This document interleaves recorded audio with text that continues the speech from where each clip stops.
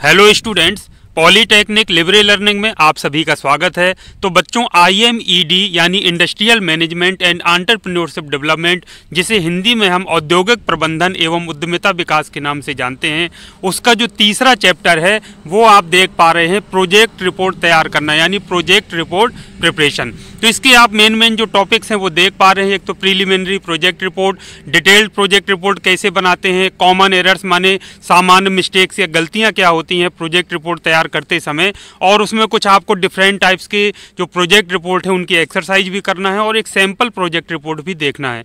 तो बहुत सरल तरीके से मैं आपको शुरुआत करूंगा और एक प्रोजेक्ट रिपोर्ट का सैंपल मैं आपको दूंगा भी, ताकि आप उसमें अच्छे से देख करके उसकी तैयारी कर सकें। और बच्चों में एक चीज़ आपको महत्वपूर्ण बता देता हूँ कि ये जो आपका टॉपिक है या चैप्टर है, ये सिर्फ आपको पास होने के दृष्टिकोण से नहीं पढ़ना है, बल्कि आगे जब आप 6 सेमेस्टर में जाएंगे तो आपका जो प्रोजेक्ट रिपोर्ट होती है उसको बनाने में हेल्प मिलेगी। आगे चल के कभी भी लाइफ में यदि आपको कोई इंडस्ट्री खड़ा करना चाहेंगे, स्वयं का बिजनेस आप स्टार्ट करना चाहेंगे, तो यही प्रोजेक्ट रिपोर्ट आपके काम आएगी, यही कॉन्सेप्ट आपके काम आएंगे। आपको किसी दूसरे के भरोसे नहीं रहना पड़ेगा। तो आइए बिना देरी किए शुरुआत करते हैं हम प्रीलिमिनरी प्रोजेक्ट रिपोर्ट से।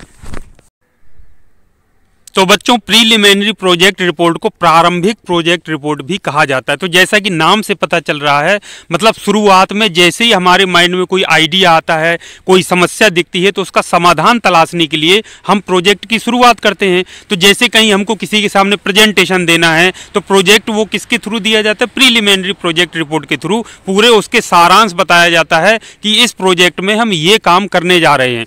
तो सबसे पहला जो होता है इसमें निम्नांकित तथ्य आते हैं। पहला समस्या यानी नीड और प्रॉब्लम। आखिर हम किसी समस्या का समाधान ढूंढने के लिए ही तो प्रोजेक्ट रिपोर्ट बनाते हैं, या फिर हमारा उद्देश्य होता है या हमारी आवश्यकता होती है। तो वो पहला जो टॉपिक होता है हेडिंग, वो समस्या, इसको हम नीड या प्रॉब्लम भी कह सकते हैं। तो आप जिस समस्या का समाधान ढूंढ रहे हैं उसका स्पष्ट विवरण समस्या के रूप में परिभाषित किया जाता है, यानी उसको कहते हैं प्रॉब्लम स्टेटमेंट। तो इसमें बताया जाता है कि आखिर हमारी प्रॉब्लम ये है, और अगर हम इसको प्रोजेक्ट के रूप में इस तरीके से आगे बढ़ाएं, पूर्ण करें, तो इससे ये चीज निकल करके आएगी, या इस समस्या का समाधान होगा, या इस आवश्यकता की पूर्ति होगी। दूसरा है संबंधित कार्य यानी रिलेटेड वर्क। इसमें आप क्या कर रहे हैं? तो इसमें प्रोजेक्ट का सारांश यानी समरी लिखा जाता है कि प्रोजेक्ट में ये जो हमने समस्या के रूप में प्रोजेक्ट लिया है, इसमें ये संबंधित कार्य होंगे, यानी पूरी समरी उसमें दिखना चाहिए, जिसको हम सारांश भी कहते हैं, जो उसमें दिखना चाहिए दूसरे नंबर पर। तीसरा है प्रस्तावित समाधान यानी प्रोपोज्ड सॉल्यूशन। आपने समस्या बताई, प्रोजेक्ट के रूप में समस्या को लिया, तो उसके प्रपोज्ड और किस तरीके के समाधान हो सकते हैं, उन सबका सबसे बेस्ट सॉल्यूशन या समाधान क्या होगा जिससे उस प्रॉब्लम का निराकरण हो सकता है। तो प्रोजेक्ट के रूप में ली गई समस्या का समाधान क्या है, इसका स्पष्ट उल्लेख इसमें इस टॉपिक में या हेडिंग में किया जाता है कि प्रस्तावित समाधान क्या है उस समस्या का जो आपने प्रोजेक्ट के रूप में ली है। रिसर्च प्लान, आप अपनी जो समस्या का समाधान के लिए हैं वो आप क्या करना चाहते हैं, कौन सा आप रिसर्च अन्वेषण करेंगे, क्या करेंगे, आप थ्योरेटिकली उसको करेंगे या आप उसमें और किसी चीज़ की हेल्प लेंगे, तो उसको एग्जीक्यूट कैसे करना है रिसर्च के द्वारा, वो सारा रिसर्च प्लान इस टॉपिक में आप लिख करके बता सकते हैं। तो स्पष्ट रूप से इसमें वर्णन किया जाता है कि आपको क्या करना है, उसको कैसे एग्जीक्यूट या क्रियान्वित करना है। 5वें नंबर पे आता है मूल्यांकन योजना यानी कि इवैल्यूएशन प्लान। इसमें बताया जाता है कि आपका कार्य जो भी हो रहा है उसका मूल्यांकन आप कैसे करेंगे, इसका वर्णन इसमें किया जाता है। और सबसे लास्ट में होता है कार्य का शेड्यूल एवं आवंटन। शेड्यूल का मतलब होता है टाइम टेबल। आपको बताना पड़ेगा कि ये जो प्रोजेक्ट है, अगर हम शुरुआत करेंगे इस डेट से, तो 3 महीने में, 6 महीने में, 8 महीने में कंप्लीट हो जाएगा, यानी पूरा टाइम टेबल दिया जाता है। ये पूरा कार्य का कैलेंडर जारी किया जाता है और स्पष्ट रूप से उल्लेख किया जाता है कि कौन सी टीम कौन सा कार्य करेगी। भाई बहुत सारे काम हैं, अगर तो टीमों में बट जाएंगे, या कोई एक व्यक्ति उसमें काम को लेगा और एक साथ शुरुआत करेंगे और काम शुरुआत हो जाएगी। इस तरीके का सारा जो कार्य का शेड्यूल है और उसका जो डिस्ट्रीब्यूशन है कार्य का, वो हम इसमें बता सकते हैं। तो ये 6 पॉइंट्स होते हैं। तो हमको जैसे कोई प्रोजेक्ट अपना अप्रूवल लेना है या किसी के सामने प्रेजेंटेशन देना है कमेटी के सामने, ताकि हमको लोन मिल सके या गवर्नमेंट हमारा प्रपोजल पास कर सके, या जो टीचर हमारा, अगर हम कॉलेज लेवल पर कर रहे हैं तो टीचर हमारे प्रपोजल को एक्सेप्ट कर सके कि हाँ ये प्रोजेक्ट अच्छा है, लेने लायक है, कराने लायक है, तो ये सारे तत्व सम्मिलित होते हैं। इसलिए इसको कहते हैं प्रारंभिक प्रोजेक्ट रिपोर्ट। मतलब प्रारंभिक जो प्रोजेक्ट शुरुआत करने के पहले की सारी जो पूरी चीजें हैं कि आपके माइंड में सारा चीज क्लियर होना चाहिए कि इस प्रोजेक्ट में आप क्या क्या किस तरीके से कराएंगे। फिर कह रहा हूं कि सबसे पहले समस्या के स्टेटमेंट होना चाहिए कि आप करने क्या जा रहे हैं, समस्या क्या है। दूसरा संबंधित कार्य, उससे संबंधित क्या क्या कार्य किए जाते हैं वो पूरा सारांश समरी के रूप में आएगा। प्रस्तावित समाधान, जो आपने समस्या बताई है उसका प्रस्तावित सबसे बेस्ट समाधान या सॉल्यूशन क्या हो सकता है। फिर उसमें रिसर्च प्लान आपका पूरा रहेगा कि क्या क्या आप रिसर्च करेंगे, किस तरीके से उसको एग्जीक्यूट करेंगे और क्या क्या आपको करना है, पूरा वर्णन किया जाएगा।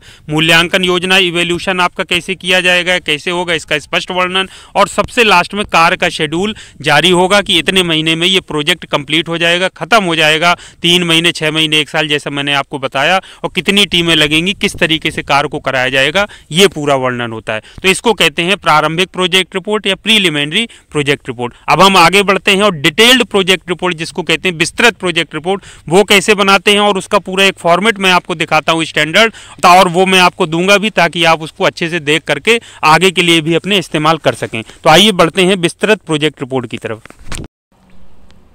तो अब हम बात करने जा रहे हैं विस्तृत प्रोजेक्ट रिपोर्ट या डिटेल्ड प्रोजेक्ट रिपोर्ट। जैसा कि नाम से पता चल रहा है, प्रोजेक्ट का पूरा विवरण उसमें A to Z इसमें आ जाता है। आपका डिटेल्ड प्रोजेक्ट रिपोर्ट में कोई भी चीज़ छूटती नहीं है। और यही प्रोजेक्ट रिपोर्ट है, आपको लोन लेना है या कोई अपना जो प्रोजेक्ट है इंडस्ट्री खड़ा करने के लिए पास कराना है, तो ये डिटेल्ड प्रोजेक्ट रिपोर्ट ही आपका बनता है। प्रीलिमिनरी प्रोजेक्ट रिपोर्ट के बाद आपको विस्तृत प्रोजेक्ट रिपोर्ट तैयार करनी रहती है और वही आपके लोन लेने के लिए या फिर प्रोजेक्ट अप्रूवल के लिए फाइनल पूरा काम आता है।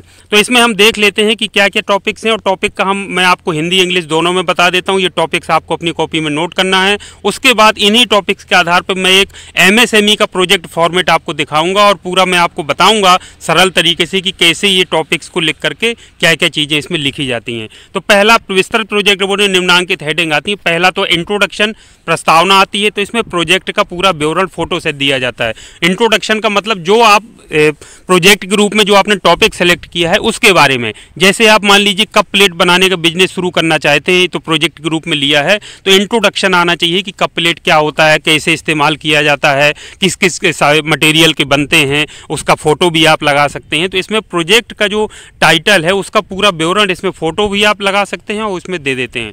दूसरा है उत्पाद की आवश्यकता क्या है या इसका मार्केट पोटेंशियल क्या है। मार्केट में यानी बाजार में इसकी आवश्यकता क्या है। आप ऐसा उत्पाद बना रहे हैं, बनाना चाहिए जिसका बाजार में कहीं आवश्यकता हो, उसका कुछ स्कोप हो। अगर आप ऐसा चीज़ सामान बनाएंगे जो पहले ही मार्केट में भरा पड़ा है, कहीं उसके लिए नीड ही नहीं, कहीं स्कोप ही नहीं है, तो फिर उसके पर फायदा क्या है बनाने का। तो दूसरे नंबर पर हमेशा उत्पाद की आवश्यकता का जो जिक्र किया जाता है या उसके मार्केट पोटेंशियल का, कि इसका मार्केट बहुत बड़ा है, हर जगह इसका उपयोग होता है।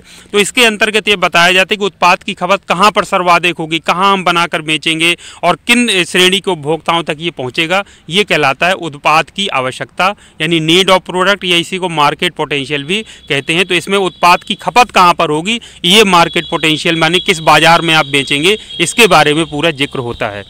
तीसरा होता है आधारभूत संकल्पनाएं, अंग्रेजी में कहते हैं बेसिक एजम्पशंस। जब भी कोई इंडस्ट्री खड़ी की जाती है तो कुछ आधारभूत संकल्पनाएं मानी जाती हैं। जैसे उद्योग कितने देर कार्य करेगा, यानी वर्किंग कितनी होगी। सप्ताह में 7 दिन होते हैं, एक दिन छुट्टी होगी तो 6 दिन कार्य करेगा, तो एक एजम्पशन ये हो गया। कितने घंटे काम करेंगे आप, 10 घंटे चलेगी इंडस्ट्री या 24 घंटे लगातार चलेगी, 2 शिफ्ट में, 3 शिफ्ट में, ये सारी चीज़ें। कुल पूंजी का कितने प्रतिशत आप लगाएंगे, कितना लोन लेंगे, उत्पादन स्थल आप किराए का लेंगे कि स्वयं का आपका बनाया हुआ है, खुद की जमीन है, उसमें आप निर्माण कार्य करेंगे। ये कहलाता है आधारभूत संकल्पना यानी बेसिक एजम्पशंस। यानी ये आपको लिखने पड़ते हैं नंबरिंग करके, वो मैं अभी आपको एक एक दिखाऊंगा कैसे लिखे जाते हैं और मैं डिटेल में बता दूंगा प्रोजेक्ट रिपोर्ट में। तो ये बहुत जरूरी है, आधारभूत संकल्पनाएं या बेसिक एजम्पशंस। ये अगला बड़ा महत्वपूर्ण है, ये जरूर माइंड में रख लेना है, तकनीकी पक्ष यानी कि टेक्निकल एस्पेक्ट। कोई भी उत्पाद बनता है तो मैन्युफैक्चरिंग प्रोसेस उसकी कैसी होगी, आप कौन कौन सी मशीन लगाएंगे, कच्चा माल आप लाएंगे तो कितने प्रोसेस से गुजरेगा। पहले आप उसमें कुछ प्रोसेस करेंगे, उसको दूसरी मशीन में ले जाएंगे, फिर तीसरी मशीन में, फिर फिनिश होने के बाद उसकी पैकिंग करेंगे, तो पैकिंग वाली मशीन है कि आप हैंड से करेंगे। वो तकनीकी पक्ष में सारा पूरा मैन्युफैक्चरिंग प्रोसेस या पूरा प्रोडक्शन जो है उसका उत्पाद का, वो पूरा इसमें टेक्निकल एस्पेक्ट में आ जाता है। तो तकनीकी पहलू या टेक्निकल एस्पेक्ट में क्या आता है, उत्पाद प्रक्रम प्रमुख है है, यानी मैन्युफैक्चरिंग प्रोसेस, फैब्रिकेशन, निर्माण किस किन चरणों में होगा, कैसे होगा, उसका विस्तृत वर्णन किया जाता है। कौन कौन सी मशीनें लगेंगी, क्रम से सब मशीन चित्र बना करके आप समझा सकते हैं कि पहले इस मशीन में कच्चा माल आएगा, फिर इससे बनकर दूसरी मशीन में जाएगा, फिर तीसरे में फिर बनकर निकलेगा तो उसकी पैकिंग की जाएगी, फिर बाजार में भेजा जाएगा, पूरा किया जाए। इसके अलावा जो मानक प्रयुक्त होते हैं, बहुत सारे प्रोडक्ट ऐसे होते हैं कि आपको जैसे BIS मानक है, कोई और है, जैसे मोबाइल कोई अगर बना रहा है तो उसमें मानकों का पालन करना पड़ेगा। ऐसा नहीं कि आप अपनी मर्जी से कुछ भी बना ले। तो कौन से मानक आप प्रयोग कर रहे हैं, ऊर्जा संरक्षण होगा कि नहीं, और प्रदूषण तो नहीं हो रहा है, कोई पता चले धुआं निकल रहा हो वायुमंडल, अगर प्रदूषण वाली कोई आप यूनिट लगा रहे हैं या ऐसा वो बिजनेस शुरू करने जा रहे हैं तो आपको अलग से उसके लिए मान्यता लेनी पड़ेगी। फॉरेस्ट डिपार्टमेंट से भी कई बार मान्यता लेनी पड़ती है इस तरीके का। अगर आपका प्रोजेक्ट है जो पर्यावरण को नुकसान पहुंचा सकता है तो उनसे NOC लेना पड़ता है। तो इस पर भी सारी चीज़ों का ये तकनीकी पहलू यानी टेक्निकल एस्पेक्ट जो भी उसके हो सकते हैं उसमें हम जिक्र करते हैं। तो ये तकनीकी पक्ष या टेक्निकल एस्पेक्ट बहुत इंपॉर्टेंट है। अभी मैं आपको प्रोजेक्ट रिपोर्ट में ही दिखाऊंगा कि कैसे लिखा जाता है। पांचवा वित्तीय पक्ष, टेक्निकल एस्पेक्ट और फाइनेंशियल एस्पेक्ट, ये दोनों बहुत इंपॉर्टेंट हैं। वित्तीय पक्ष में नाम से पता चल रहा है, मतलब पैसे का जिक्र होता है कि उत्पाद निर्माण में होने वाले समस्त प्रकार के खर्चों का विवरण इसमें दिया जाता है। आप पहलू में भूमि एवं भवनों की स्थिर लागत क्या होगी, उपकरण और मशीन जो आप खरीद रहे हैं उनकी लागत क्या है, कार्यकारी पूंजी मतलब मंथली जैसे जो स्टाफ काम कर रहे हैं, मजदूर काम करेंगे, श्रमिक, उनको कैसे पेमेंट दिया जाएगा, मंथली कितना खर्च आएगा, आकस्मिक व्यय कितना आएगा इत्यादि, ये सब जानकारी दी जाती है। नाम से ही पता चल रहा है। फाइनेंशियल एस्पेक्ट मतलब पूरा पूंजी के बारे में जिक्र किया जाता है, पैसे के बारे में इसमें जिक्र किया जाता है, वो फाइनेंशियल एस्पेक्ट या वित्तीय पक्ष कहलाता है।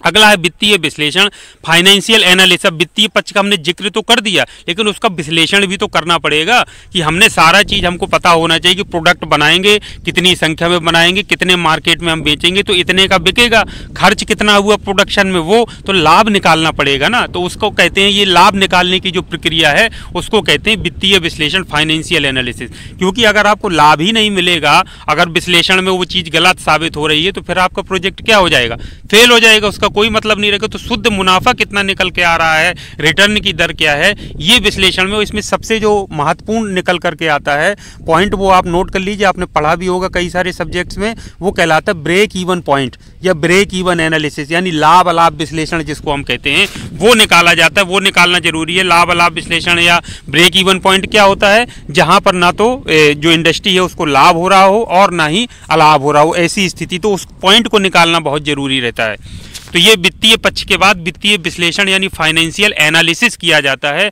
इसमें सारा चीज़ें होती हैं, उत्पादन लागत, टर्नओवर प्रतिवर्ष, शुद्ध मुनाफा, रिटर्न की दर, सारा चीज़। और इसमें समखंडन बिंदु, जो ब्रेक इवन पॉइंट का ना, लाभ अलाभ बिंदु या लाभ अलाभ विश्लेषण या समखंडन विश्लेषण या समखंडन बिंदु भी कहते हैं, ब्रेक इवन पॉइंट इसको कहा जाता है, ये इसमें निकाला जाता है। वो मैं दिखाऊंगा कैसे निकालते हैं। अंत में निष्कर्ष लिखा जाता है जिसको कंक्लूजन कहते हैं, कि इसके अंतर जो भी निष्कर्ष निकल के आ रहा है कि ये बहुत जरूरी है और इसको यदि हम बनाते हैं तो हमको बहुत फायदा होगा, क्योंकि मार्केट में इसकी बहुत आवश्यकता है और सस्ता पड़ेगा, बनाना आसान है, मशीन आसानी से मिल जाती है। अंत में रेफरेंसेस लिखे जाते हैं। रेफरेंसेस में कहाँ से आपने रेफरेंस लिए हैं, चीज़ें कहाँ से आप प्रभावित हैं, कोई सामान आप अगर खरीदेंगे, रॉ मटेरियल कहाँ से खरीदेंगे उनका जिक्र करना चाहिए। जो मशीन और जो आपके टूल्स मिलने हैं कहाँ से लाएंगे उनका पहले से विवरण, उनका संपर्क विवरण, पता और मोबाइल नंबर सब लिखा जाता है। तो 1 2 3 4 करके सारा लिखा जाता है। तो इसमें पूरा रेफरेंस यानी संदर्भ लिखे जाते हैं। इसके साथ साथ में कहाँ से रॉ मटेरियल, कच्चा पदार्थ और मशीनें, उपकरण आप खरीदेंगे उनका पूरा पता लिख करके इसमें लगाया जाता है सबसे लास्ट में। ठीक है, तो अलग से एक सूची बनाकर उत्पाद निर्माण में प्रयुक्त होने वाले कच्चे पदार्थ, उपकरण या मशीनरी इत्यादि के सप्लायरों के नामों की सूची भी संलग्न की जाती है, तब ये जाकर के पूरी डिटेल्ड प्रोजेक्ट रिपोर्ट तैयार होती है। तो पॉइंट्स आपने लिख लिए होंगे, एक बार जल्दी से फिर रिवीजन करा देता हूँ। डिटेल्ड प्रोजेक्ट रिपोर्ट में एक तो इंट्रोडक्शन रहना है, दूसरा आपको बताना पड़ेगा मार्केट पोटेंशियल क्या है उस प्रोडक्ट का, यानी उत्पाद की आवश्यकता क्या है, आधारभूत संकल्पनाएं क्या हैं, बेसिक एजम्पशंस क्या हैं, तकनीकी पक्ष, उसके बाद फाइनेंशियल एस्पेक्ट यानी वित्तीय पक्ष और वित्तीय विश्लेषण फाइनेंशियल एनालिसिस, जिसमें हम ब्रेक इवन पॉइंट यानी कि समखंडन बिंदु निकालते हैं, और कंक्लूजन, और लास्ट में फिर एक सूची बना करके कच्चे पदार्थ, मशीनरी, उपकरण की सूची, सप्लायरों की सूची, वो सारा संलग्न कर दिया जाता है। ठीक है बच्चों, अब हम मैं सीधे फॉर्मेट एक दिखाता हूँ, स्टैंडर्ड MSME का फॉर्मेट, और आपको मैं वो दे भी दूंगा ताकि आप उसको फिर अच्छे से पढ़ सकें। और एक सिंपल सा मैं उदाहरण ले रहा हूं जो हर किसी से कहीं ना कहीं हमारी दैनिक जीवन से जुड़ा हुआ है। तो आइए हम उस प्रोजेक्ट रिपोर्ट को देख लेते हैं। तो ये है बच्चों वो स्टैंडर्ड एक प्रोजेक्ट रिपोर्ट जो एमएसएमई की वेबसाइट से मैंने डाउनलोड की है। एमएसएमई का नाम आप सभी जानते हैं, micro small and medium enterprises जो होता है, हिंदी में इसको कहते हैं, इसको ये देखिए लिखा है सूक्ष्म लघु एवं मध्यम उद्यम। ठीक है बच्चों, तो एमएसएमई ने ये प्रोजेक्ट तैयार किया है और इसमें आप देखिए टाइटल इसका क्या है, पत्तल दोने एवं कप निर्माण, कागज एवं पत्ती आधारित जो बनता है। आप जानते हैं कि पत्तल दोना कप ये हमारे दैनिक जीवन में कहीं ना कहीं आप देख रहे हैं, कोई पार्टी है, कोई शादी है, या फिर कहीं पर भी हमारे घरों में कोई बर्थडे पार्टी हो रही है तो हम क्या करते हैं, उसमें पत्तल दोने का प्रयोग करते हैं। तो बच्चों अब इस समय क्या हो रहा है, जैसे गवर्नमेंट ने बैन लगा दिया है कि आप प्लास्टिक वाला जो दोना पत्तल या कप है वो प्रयोग नहीं कर सकते हैं। तो आप ऐसे जो कंज्यूमेबल हो, जो इको फ्रेंडली हो, जो एनवायरमेंटल फ्रेंडली हो, आप उसके आधार पर एक नवीन आप यूनिट स्टार्ट कर सकते हैं। तो उसकी खपत देखिए मार्केट में कितनी है, लोग खरीदेंगे। तो ये पत्तल दोने कप निर्माण के संबंध में आपको ये पूरा का पूरा प्रोजेक्ट रिपोर्ट बताई गई है। तो हम शुरुआत करते हैं। ये तो पूरा एमएसएमई ने बनाया है, तो पूरा उन्होंने रेफरेंस के लिए दिया है कि कैसे इसमें इसको करना है आपको। अब पत्तल दोने कप निर्माण, ये हेडिंग हो गया। सबसे पहले बताया था इंट्रोडक्शन यानी प्रस्तावना। देखिए क्या लिखा है, शादी प्रीति भोज पार्टियों में ये सब दोना पत्तल कप का बहुत वर्षों से प्रयोग होता आया है। प्रारंभिक समय में आदमी ऐसा करता था, ढाक महुए का प्रयोग करता था, वहाँ से ये सारा मतलब पूरा का पूरा कितने कपों का साइज क्या होता है, 150 ml की 300 ml, पूरा का पूरा इसमें आपको सब दिया हुआ है। दूसरा आप बात कर लेते हैं विपणन एवं प्रबंधन की। तो विपणन एवं प्रबंधन में वही सारी चीज़ें की जो मैंने दूसरा हेडिंग बताया था, सारा वही है, कुछ अंतर नहीं। कहाँ इसकी खपत होगी, विपणन यानी डिस्ट्रीब्यूशन कहाँ होगा, मैनेजमेंट कहाँ होगा, किस चीज़ का बनेगा, ग्रामीण एरिया में और जो शहरी क्षेत्रों में सब जगह बिकेगा वो आएगा। इसमें उत्पादन लक्ष्य भी लिख सकते हैं, उसमें मैंने नहीं बताया था, लेकिन उत्पादन लक्ष्य भी प्रोडक्ट अगर बना रहे हैं तो उत्पादन लक्ष्य की दोने का इतने लाख आप बनाएंगे, इतने रुपए का होगा, पत्तल इतने का इतने मात्रा में बनाएंगे, इतना इसको मूल्य होगा, कप इतने क्वांटिटी बनाएंगे, इतना मूल्य होगा। तो ये भी आप उत्पादन लक्ष्य लिख सकते हैं। आधारभूत कल्पनाएं देखिए आ गई। बेसिक एजम्पशन, 8 घंटे प्रतिदिन काम होगा एक शिफ्ट में, 25 कार्य दिवस महीने का चलेगा। इकाई प्रोप्राइटरशिप होगी कि पार्टनरशिप, वो भी आप पढ़ चुके हैं। स्टाफ और श्रमिकों की मजदूरी स्थानीय दर पर होगी। जो आप लोन लेंगे उसका प्रतिशत कितना ब्याज आपको देना पड़ेगा। मशीन एवं उपकरणों की कीमत वर्तमान दर पर ली जाएगी, कच्चा माल बाजार के भाव के अनुसार, और ये सारी की सारी चीज़ें आपको लिख दी। तो ये कहलाता है आधारभूत कल्पना यानी बेसिक एजम्पशंस।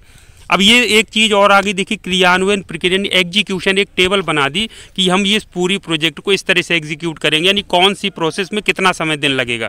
जैसे इसमें देखिए पहला देखिए परियोजना रिपोर्ट निर्माण के लिए मान लिया 30 दिन, आपने 1 महीने का समय मान लिया कि ये रिपोर्ट तैयार करने में हमको 1 महीना लगेगा। भूमि भवन इत्यादि के चयन किराए पर ढूंढना है तो 15 दिन लगेगा। आपको खुद का अगर बना है या बनवाना है क्या है, ये सारा चीज़ इसके हिसाब से चेंज भी हो सकता है।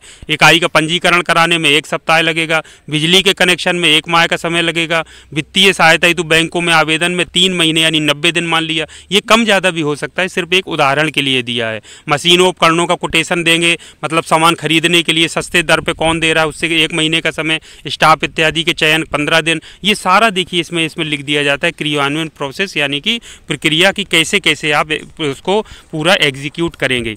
अब देखिए फिर आ गया बड़ा जो महत्वपूर्ण था कि तकनीकी पक्ष यानी कि टेक्निकल एस्पेक्ट। इसमें वही चीज़ विनिर्माण विधि की कैसे बनेगा, तो वांछित मोटाई के पेपर पत्तियों को ऊपर पॉलीथीन की सीट लगाते हुए इसे सांचे में रखकर दबाते हैं, फिर हीटर का प्रयोग करके गर्म करते हैं, फिर उसको ढालते हैं। ये सारी चीज़ें देखिए इसमें सब दिया, फिर 100 के उसमें पैक करते हैं। गुणवत्ता निर्माण, कोई गुणवत्ता निर्माण का मानक है तो यूज कर रहे हैं तो ठीक है, नहीं है तो कोई बात नहीं। प्रदूषण नियंत्रण, तो इसमें लिखा है यह प्रदूषण नहीं फैलाने वाली इकाई की श्रेणी में आता। तो विद्युत भार कितना, 5 किलोवाट, 10 किलोवाट या 15 किलोवाट, वो आ जाएगा। 7वें नंबर पर है आपका वित्तीय पक्ष यानी कि फाइनेंशियल एस्पेक्ट। फाइनेंशियल एस्पेक्ट फिर बता रहा हूँ कि जो पैसा लग रहा है, भूमि या भवन आपने किराए पे लिया तो 5,000 रुपये महीने, एक उदाहरण के लिए 50,000 भी हो सकता है। मशीनरी उपकरण आपने कौन कौन सी जो फिक्स्ड लागत है मशीनों की, कितनी आप खरीदेंगे, कितनी संख्या में, ये देखिए पूरा दिया है। कुल धनराशि क्या दिया है, तो ये एक टेबल बन गई। तीसरी टेबल में कार्यशील पूंजी यानी हर माह कितना खर्च होगा, मैन पावर आप रखेंगे जो manager, supervisor, accountant, clerk, watchman, चौकीदार, कुशल कारीगर, रोज मजदूर, श्रमिक, ये कितने संख्या में रखेंगे, कुल कितना खर्च आएगा और इसका टोटल कितना खर्च हुआ। इस तरह से कच्चा माल कितना आएगा 3 महीने के लिए, इसको कैलकुलेट कर लीजिए। सारा चीज़ मोटा कागज, polythene seat, poly coated paper, सब ये कितने किलो आएगा, दर क्या रहेगी, कितने रुपए का पड़ेगा, इस हिसाब से कर लीजिए। उसके बाद उपयोगिताएं, प्रतिमाएं, उपयोगिताओं का मतलब जैसे बिजली का खर्चा, पानी का खर्चा, बिजली 5,000 यूनिट खर्च होगी, इतनी दर रहेगी तो इतने का। ये पुराना है तो 4 रुपये प्रति यूनिट लिखा है, जबकि कॉस्टली पड़ता है। अन्य खर्चे जैसे प्रति माह कितने हैं, तो अन्य खर्चे में जैसे आपको डाक का खर्च लगता है, कहीं लेटर पोस्ट करना है, टेलीफोन मोबाइल का बिल, ट्रांसपोर्ट आने जाने में, बीमा करवाते हैं, और भी विविध खर्चे रहते हैं, तो इसमें जिक्र कर दिया, तो इसका निकल कर आ गया, मान लीजिए 10,000 निकल करके आया। इसी तरह से सारा का सारा तो कुल कार्यशील पूंजी इसमें निकाल लिया कि कितना है, सबको यहाँ पर जोड़ दिया, तो कुल कार्यशील पूंजी 1 महीने के लिए निकाल ली, इसको 3 से गुणा कर लिया, यानी लगभग 3 माह का इंतजाम करना चाहिए, तो 3 का गुणा करके निकाल लिया कि 3 माह के लिए क्रियाशील पूंजी इतनी होगी। कुल पूंजी निवेश कितना होगा आपका, स्थायी पूंजी परमानेंट मशीनों और सब चीज़ में कितना आ रहा है, और कार्यशील पूंजी 3 माह के लिए इतना, कुल योग आपका इतना, यानी 23,20,000 निकल के आया। उसके बाद मशीनरी उपयोग किस तरीके 70% आप उत्पादन करेंगी, क्षमता कितने उत्पादन करेंगी, वो सारा चीज़ लिख दिया जाता है, ये इसी में आएगा टेक्निकल एस्पेक्ट में। अब वित्तीय विश्लेषण या फाइनेंशियल एनालिसिस में आप देखिए, फाइनेंशियल फिर वही विश्लेषण करना शुरू किया। एक तो डेप्रीशिएशन आपने सुना होगा, मूल्य ह्रास, यानी मूल्य में कमी आती है, कोई भी मशीन या उपकरण होता है, समय के साथ उसके मूल्य में कमी आती है, इसे मूल्य ह्रास या डेप्रीशिएशन के कितने % डेप्रीशिएशन होगा वो सारा निकाला जाता है। बिक्री से कुल आय कितनी होगी, लाभ निकालने के लिए ये सब आपको पता होना चाहिए। दोने कितने के बेचेंगे, कितने के हिसाब से कुल इतनी आमदनी होगी, पत्तल में इतनी, और पेपर कप में 150 से 300 ml की इतनी, तो टोटल आपको 56 लाख की आमदनी होगी, इस तरह से लिख लिया जाता है। तो कुल वार्षिक लाभ निकालना बहुत जरूरी रहता है, और लाभ प्रतिशत सारा ये निकालना बहुत जरूरी है। तो ये फार्मूला लगा के लाभ प्रतिशत निकाल सकते हैं, कुल पूंजी निवेश पर लाभ प्रतिशत इतना निकालिए। लाभ विश्लेषण इसको कहते हैं ब्रेक इवन पॉइंट, ये यहाँ पे आ गया। तो ब्रेक इवन पॉइंट निकालने के लिए देखिए ये फार्मूला यूज किया जाता है, नियत लागत बटे नियत लागत में लाभ जोड़ दिया जाता है, गुणा 100 का कर दिया जाता है, ये 100 का गुणा, तो वो प्रतिशत में देखिए ये आ गया। उससे पता चल जाता है कि हमारा लाभ अलाभ बिंदु कितना आ रहा है, तो उससे देख सकते हैं कि इससे कम अगर जा रहा है तो कंपनी को अलाभ होगा, उससे आगे जा रहा है तो लाभ होगा, सीधी सी बात है। और उसमें देखिए सबसे लास्ट में मशीनरी व कच्चा माल आपूर्तिकर्ताओं के पते इसमें लिखे हैं, जैसे मेसर्स आशीर्वाद ट्रेडिंग है, ये फला जगह कानपुर में, इनसे हम कच्चा माल खरीदेंगे या मशीन खरीदेंगे, फला दीप एंटरप्राइजेज है, इनका ये मोबाइल नंबर दिया, ये तो मतलब मोबाइल नंबर एक उदाहरण के लिए दिया है। और इस तरीके से बहुत सारी लिस्ट आप जारी कर सकते हैं, पूरा जो आपने प्रोजेक्ट के बारे में तैयार किया है। तो ये हो गया कॉमन जो प्रोजेक्ट रिपोर्ट में एरर्स होती हैं, उसमें सबसे पहली महत्वपूर्ण तो एरर आप खुद यही समझ सकते हैं, त्रुटियाँ, कि अपने जो उद्देश्य है यानी नीड है या जो एम है उसको ठीक से परिभाषित ना करना। दूसरा, प्रोजेक्ट रिपोर्ट को स्टैंडर्ड फॉर्मेट में ना तैयार करना। स्टैंडर्ड फॉर्मेट मैंने आपको दिखाया MSME वाला, यदि आप अपनी मर्जी से कुछ भी उल्टा सीधा लिख देते हैं, आप टेक्निकल एस्पेक्ट का जिक्र नहीं करते हैं, आप फाइनेंशियल एस्पेक्ट का नहीं करते हैं, कोई आपकी इसको फाइल को एक्सेप्ट नहीं करेगा, आपको दिक्कत होगी। तो आपको क्या करना पड़ेगा, स्टैंडर्ड फॉर्मेट में बनाना है, वो गलती नहीं करना है, बिल्कुल बात क्लियर और स्पष्ट लिखना है, हर चीज़ को बिल्कुल सही तरीके से परिभाषित करना है। तो ये उसमें प्रोजेक्ट रिपोर्ट बनाने में कुछ कॉमन एरर्स होती हैं, मिस्टेक्स होती हैं, जो छात्र छात्राएँ या कोई भी जो व्यक्ति उद्योग लगाना चाहता है या बिजनेस स्टार्ट करना चाहता है वो ये करता है, चीज़ों का जिक्र सही तरीके से नहीं करता, फीजिबिलिटी स्टडी नहीं करता कि व्यवहारिक होगा कि नहीं होगा। तो ये सारी चीज़ों का अगर हम ध्यान रखेंगे और फॉन्ट साइज का हर चीज़ का ध्यान रखेंगे तो प्रोजेक्ट रिपोर्ट में किसी तरीके की कोई एरर या त्रुटि नहीं होगी और आपको सफलता मिलेगी। जिस व्यवसाय के लिए भी आप प्रोजेक्ट रिपोर्ट बनाएंगे तो और उस बिजनेस में भी आपको हेल्प मिलेगी, बैंकों से लोन भी मिलेगा, गवर्नमेंट से अप्रूवल भी मिलेगा। तो ये था बच्चों पूरा चैप्टर मैंने आपको आज समाप्त कर दिया। तीसरा चैप्टर, इसको बहुत सीरियस होकर के जरूर पढ़िएगा, ध्यान दीजिए। अगले सेमेस्टर में आपको प्रोजेक्ट रिपोर्ट बनानी है और उसके बाद भी आपको लाइफ में कभी अगर आप खुद बिजनेस न करें तो आपके घर परिवार में जानने में कोई बिजनेस स्टार्ट करना चाहता हो, आपसे इच्छा व्यक्त करे तो आप उसको बनवा सकें प्रोजेक्ट रिपोर्ट में। आप टेक्निकल स्टूडेंट हैं, आपको इसमें सक्षम होना चाहिए, चाहे आप किसी भी ब्रांच के हों।